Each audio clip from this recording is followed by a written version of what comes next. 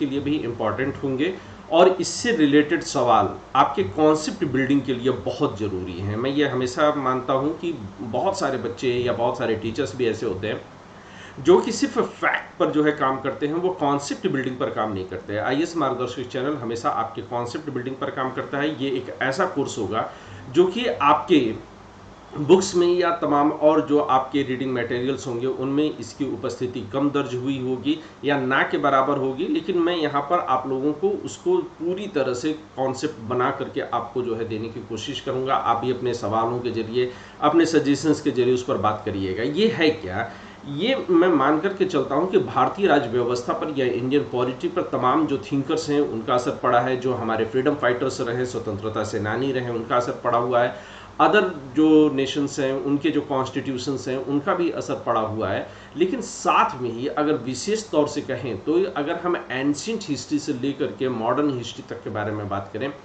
तो ना सिर्फ हमारे कॉन्स्टिट्यूशन पर बल्कि हमारे तमाम जो गवर्निंग सिस्टम है, पॉलिटिकल सिस्टम है, उस पर भी इसका असर पड़ता है या फिर पड़ना चाहिए। जैसे कि मनुस्मृति का या वेदों का हमारे जो है भारतीय राज्य व्यवस्था पर किस तरह से असर पड़ा हुआ है, मैं इस पर पहले भी चर्चा कर चुका हूँ थोड़ा बहुत, लेकिन इसको और डिटेल में बात करने की कोशिश करेंगे। इसी तरह से अगर आप देखिए तो अन्य देशों में जो फांसीवाद, आजकल ये शब्द काफ़ी मात्रा में मीडिया में या तमाम अन्य लोगों के द्वारा प्रयोग किया जाता है, तो फांसीवाद क्या है एक्चुअली में, और फांसीवाद का हमारे सिस्टम पर किस तरह से असर पड़ा हुआ है। इसी तरह से नारीवाद या फेमिनिज्म जो है उसका भी काफ़ी बोलबाला है, तो इसका असर हमारी गवर्निंग सिस्टम पर कैसे पड़ता है या हमारे जो है पॉलिटिकल सिस्टम पर कैसे पड़ता है, हमारे कॉन्स्टिट्यूशन पर कैसे है। या इसी तरह से आप गांधी जी को ले लीजिए, सरदार भगत सिंह को ले लीजिए, क्या ऐसा कि इनका बिल्कुल से असर नहीं है और क्या इस तरह के क्वेश्चंस आते नहीं हैं? बिल्कुल आते हैं, लेकिन क्या इन पर मटेरियल्स अवेलेबल हैं? नहीं है।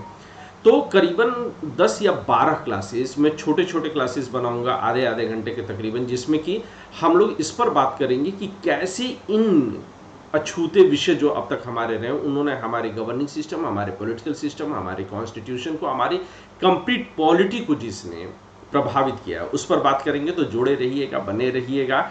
और अगर अब तक आपने हमारे चैनल को सब्सक्राइब नहीं किया हुआ, चैनल का पूरा नाम है आईएएस मार्गदर्शक आशीष सर, अगर इसको अब तक आपने सब्सक्राइब नहीं किया है तो सब्सक्राइब करिए और अपने तमाम दोस्तों से कहिए कि इसको सब्सक्राइब करें, क्योंकि यह चैनल ना सिर्फ यूपीएससी एस्पिरेंट्स के लिए ज़रूरी है, वो बीपीएससी हो, यूपी पीसीएस हो, एमपी पीसीएस हो, राजस्थान पीसीएस हो, छत्तीसगढ़ पीसीएस हो, झारखंड पीसीएस हो, सबके लिए ये इंपॉर्टेंट है। साथ में हर एक हिंदुस्तानी को देखना चाहिए, क्योंकि जानेगा इंडिया तभी तो बढ़ेगा इंडिया।